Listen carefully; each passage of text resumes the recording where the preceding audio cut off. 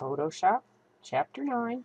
This is Part C. We're picking up on page 216, applying filters and effects.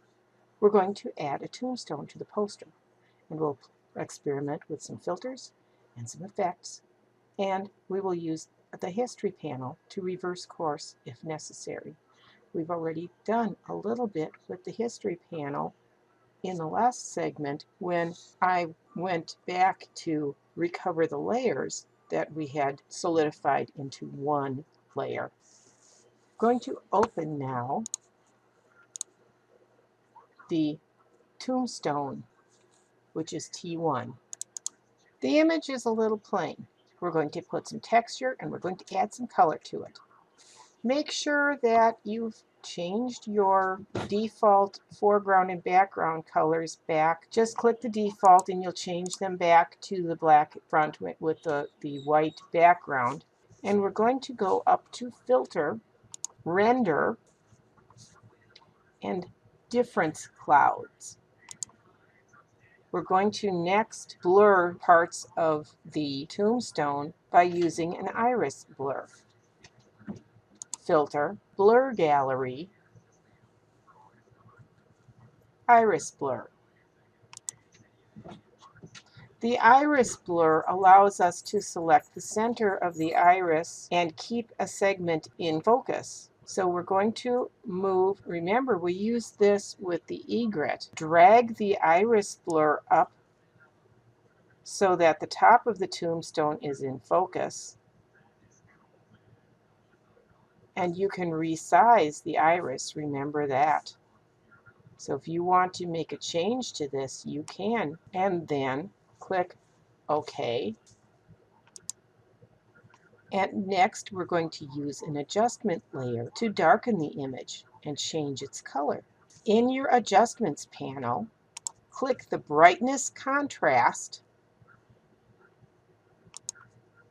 Change the contrast up to around 70. Next, click the Color Mixer icon, and in the Properties panel, choose Green from the Output Channel menu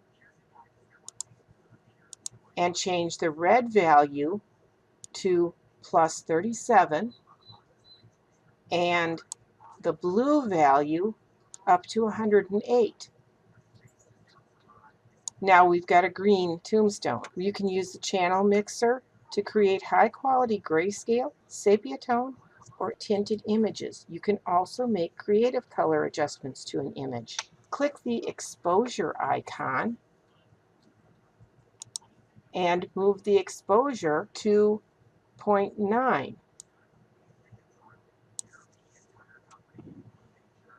That increases some of the contrast. This looks a lot different from what we started, but it doesn't look like the tombstones that are already placed in the image. So unfortunately, we're going to undo some things.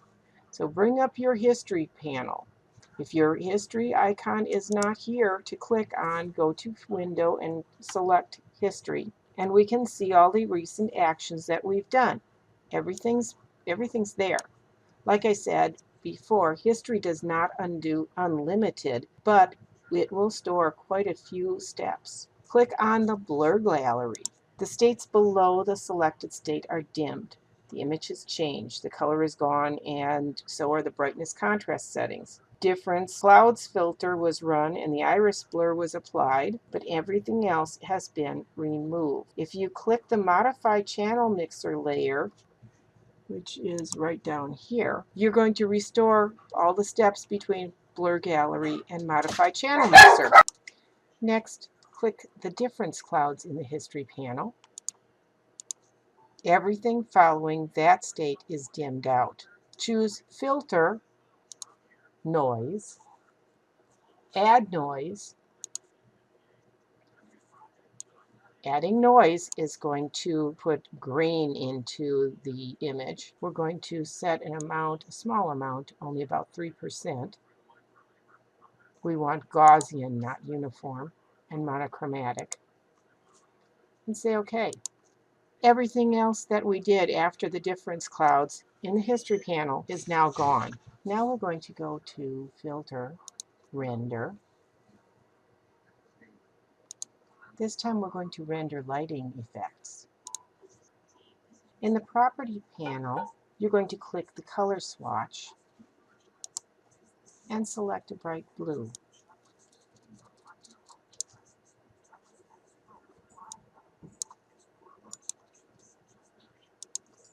In the Options bar, select Flashlight. In the Image window, drag the light source up to the upper third of the stone, centered over RIP. In the Property panel, change the ambience to 46.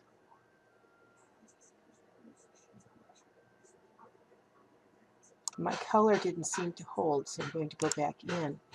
Nope, it went back. I'm going to change it again to the bright blue. Once you're happy with the way this looks, you can click OK in the Options bar. Your tombstone is now ready to join the others in the movie poster. Save the file.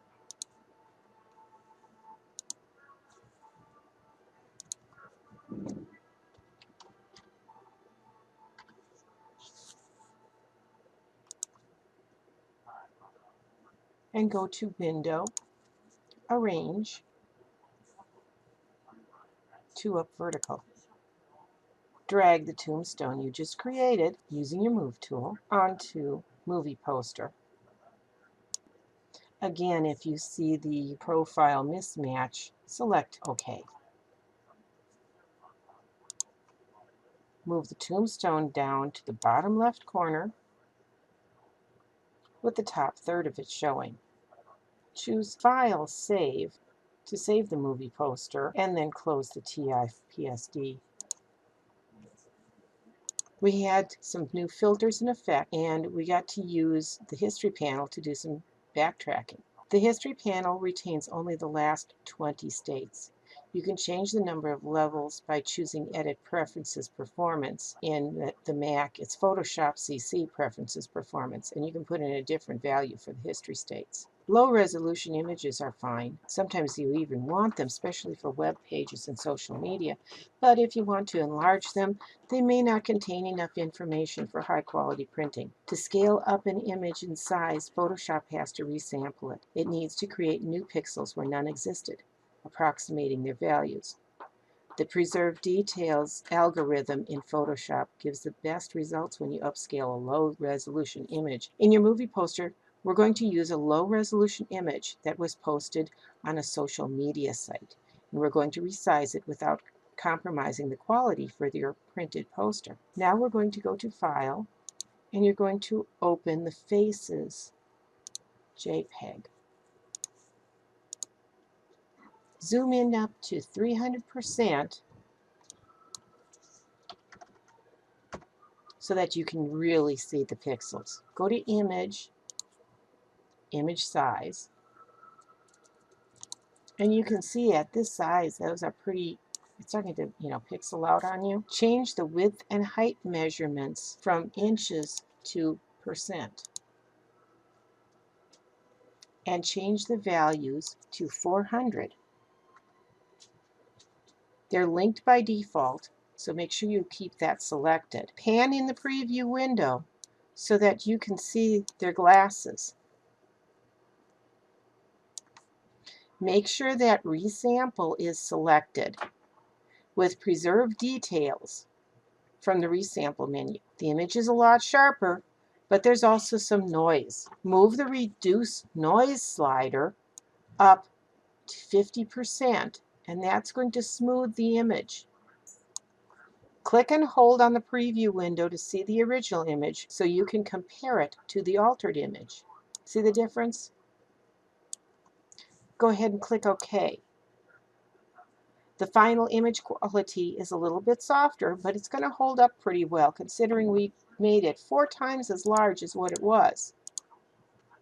We're going to paste that image into a feathered selection on the poster.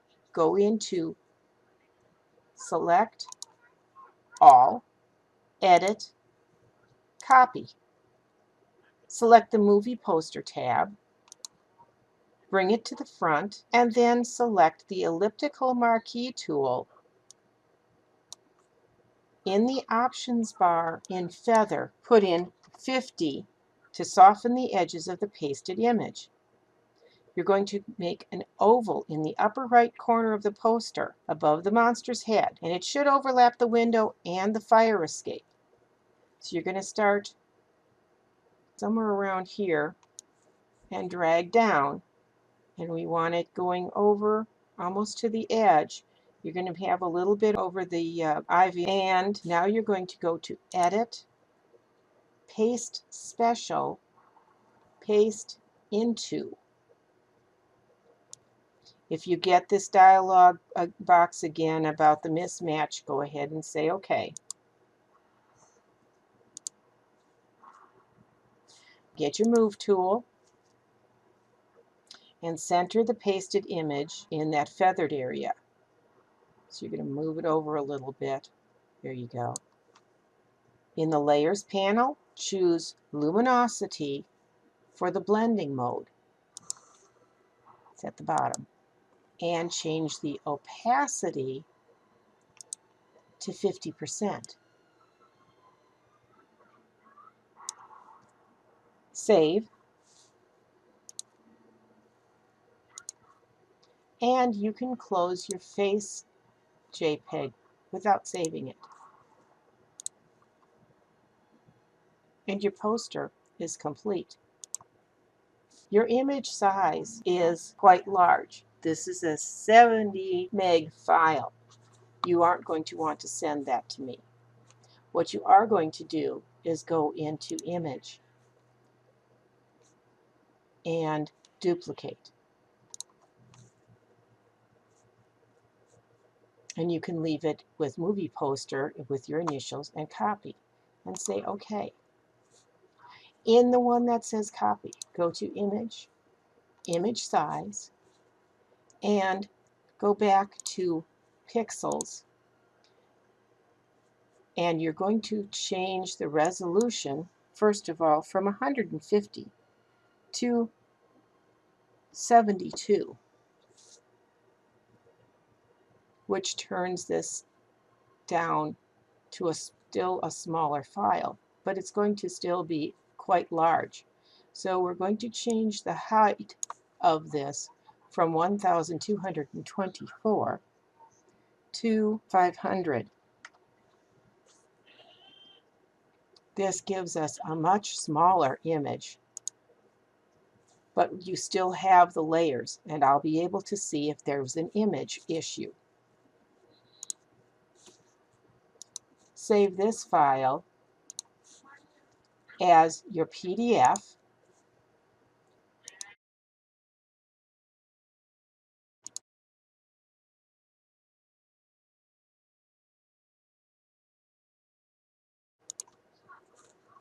Preserve Photoshop editing as press quality,